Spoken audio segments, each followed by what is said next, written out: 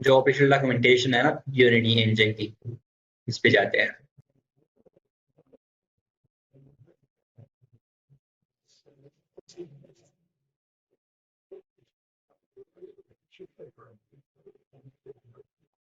Details,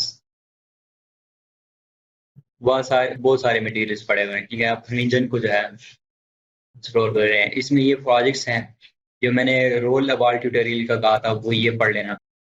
ये कुछ इसके बाद ये इंटरफेस एसेंशियल्स हमने कुछ कवर किए थे, कुछ नहीं बहुत कवर किए थे। और स्क्रिप्टिंग, अब हम स्क्रिप्टिंग पे आ रहे हैं। तो मिसाल के तौर पर मैं स्क्रिप्टिंग पे आके कोई भी स्क्रिप्ट ओपन करता हूँ, कोई लेक्चर ओपन कर देता हूँ, तो यहाँ सी हैश और साथ जावास्क्रिप्ट अल्टरनेटिव होगा।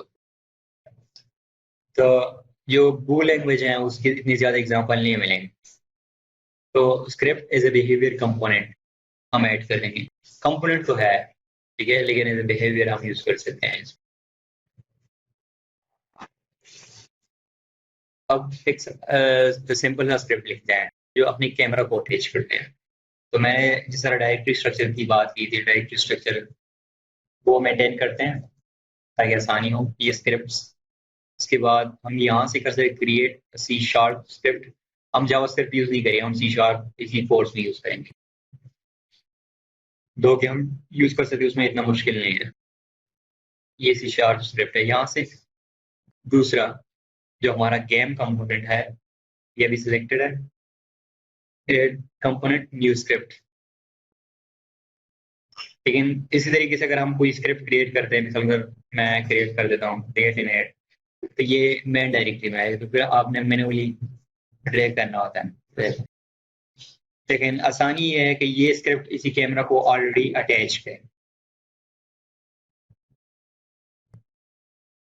दूसरे केस में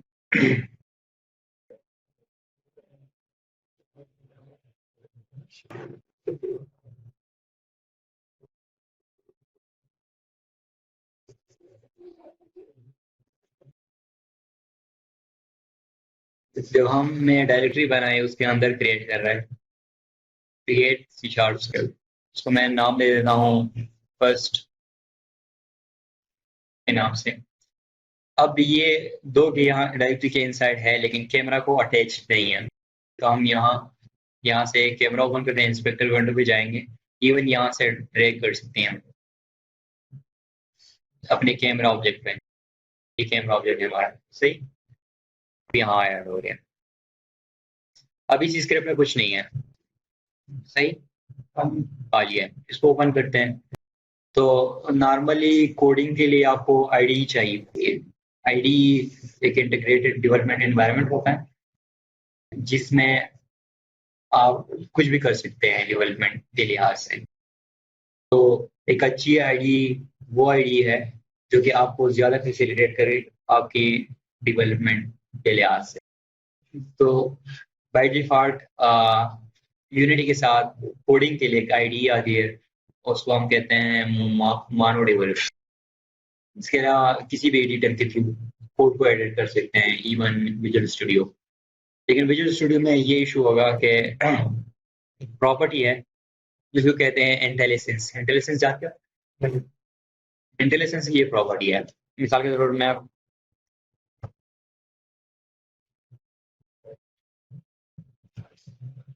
ये अब कोड पॉपअप हो रहा है, ठीक है, ये इंटेलिजेंस है। तो intelligence helps us in coding. Somehow हमें ज्यादा सिंटैक्स तो याद नहीं होते, यहाँ देख के जो है हम ठीक कर सकते हैं। तो जो विजुअल स्टूडियो, तो उसमें फिर अगर विजुअल स्टूडियो ऑलरेडी इंस्टॉल है, इवन यहाँ भी इंटेलिजेंस काम नहीं करेगी, तो उसके बाद आपने क्या करना है कि either install visual studio intelligence for unity, तो फिर वहाँ भी आपको कोड पॉपअप हो। तो एक बेसिक स्क्रिप्ट लिखते हैं। हम चाह रहे हैं कि जब इसको एक्सप्लोर करते हैं थोड़ा, सी शार्प को पढ़ा है। Yes sir. तो ये हमारे पास नेम स्पेसेस है, ये नेम स्पेसेस है, ठीक है। ये इसमें कुछ कोड पढ़ा होगा, कुछ क्लासेस पढ़े होंगे। अब हम चाह रहे हैं कि हम अपना जो है क्लास लिखें फर्स्ट के नाम से। तो हमने पब्लिकली डिक्लेयर किया क्लास फर्स्ट। इसके बाद ये इनहेरिट हो रहा है मानो बिहेवियर से। मानो बिहेवियर जो है यूनिटी इंजन में है ये क्लास। तो कोई भी क्लास हम जो है कोड करना चाहें तो मानो बिहेवियर से इनहेरिट होगा। उसके बाद ये टू फंक्शंस हैं। अब सी शार्प में नॉर्मली हम मेथड कहते हैं, हाँ, लेकिन यहाँ ये मेथड नहीं कहलाएंगे, ये फंक्शंस कहलाएंगे। टू फंक्शंस हैं और ये टू फंक्शन एक स्टार्ट फंक्शन है, एक आउटडेट फंक्शन है। जो स्टार्ट हमारा फंक्शन है ये तभी कॉल होता है जब हमारा गेम स्टार्ट होगा, जब रन होगा तो ये स्टार्ट है। अपडेट जो है जब हमारे गेम का एक each frame of our game when is executed update will be called। Update कब कॉल होगा? जब हमारे गेम में एक फ्रेम, जो हमारा फ्रेम है उसी को अगर हम एग्जीक्यूट करेंगे तो ये अपडेट कॉल होगी। ठीक है, अब let's test it. debug dot log।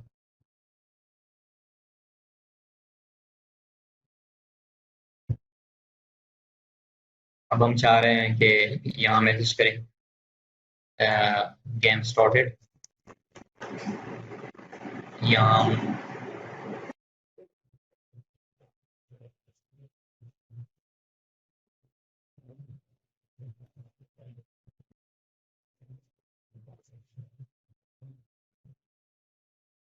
अब यहाँ मैं एक इंटीजर वेरिएबल डिक्लेयर कर लेता हूँ एंड आई इक्वल टू 0 और ईच टाइम मैं क्या करता हूँ आई प्लस प्लस और देन मैं यूज कर रहा हूँ file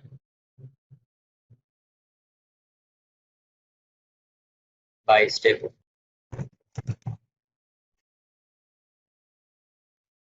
normal C sharp coding है। यस अब मैंने इसको सेव कर दिया। जो हमारा कंसोल विंडो है debug डॉट log का मतलब ये है कि जिस तरह हम कहते हैं सी आउट या जिस तरह हम कहते हैं सिस्टम डॉट फ्रंट एलाइन, तो वही चीज बिल्कुल सेम है यहाँ debug डॉट log। तो हम चाह रहे हैं कि जब गेम स्टार्ट हो तो उसी फंक्शन का कोड यहाँ डिस्प्ले हो। मैं गेम को रन करता हूँ। Game is now updating constantly. ये हमारे फ्रेम्स जो है वो एग्जीक्यूट हो रहे हैं। अगर हम कंसोल को देखेंगे तो स्टार्ट में गेम स्टार्टेड, ठीक है, ये मैसेज हमने डिस्प्ले कर दिया था। समहाउ हम कंसोल को यूज करेंगे कुछ आउटपुट करने के लिए कि किस तरह रिजल्ट आ रहा है। ये समझ आया कि स्टार्ट में कॉल हो जाएगा, अपडेट जो है बाद के बाद वो ईच फ्रेम के लिए हमारे गेम में। ओके, नेमस्पेसेस क्लासेस ये ऑलरेडी समझ आ रहा है, ठीक है। अब हम वेरिएबल्स फंक्शंस पढ़ेंगे। तो ये तो बाय डिफॉल्ट टू फंक्शंस हैं जो कि बिल्ट इन फंक्शंस हैं, डेट और स्टार्ट। इसके अलावा हम वेरिएबल्स नॉर्मल जो तरीका है सी शार्प का उसी के थ्रू वेरिएबल्स जो है वो कर सकते हैं।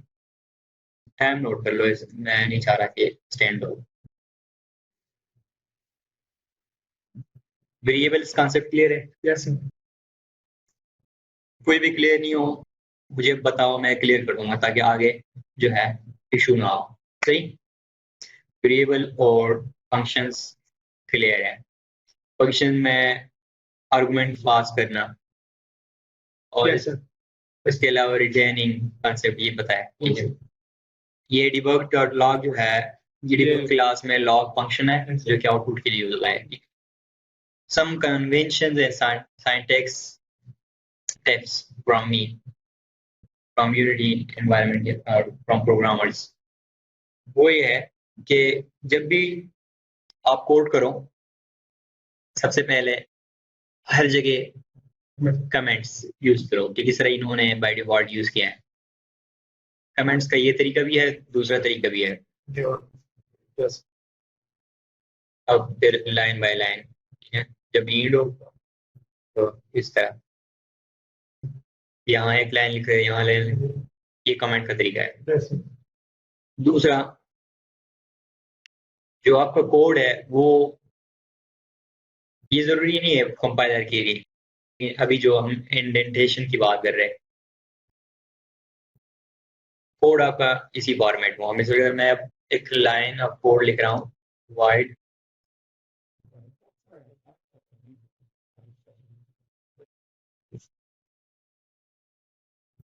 तो वाइड जो फंक्शन नेम, ये सर वाइड जो है, ये तो इंटेंट फंक्शन नहीं होगा। से मैं अभी इंडेंटेशन की बात कर रहा हूँ, वो इसे क्लियर करते हैं। फंक्शन नेम, उसके बाद यहाँ अगर कुछ आर्गुमेंट्स हैं,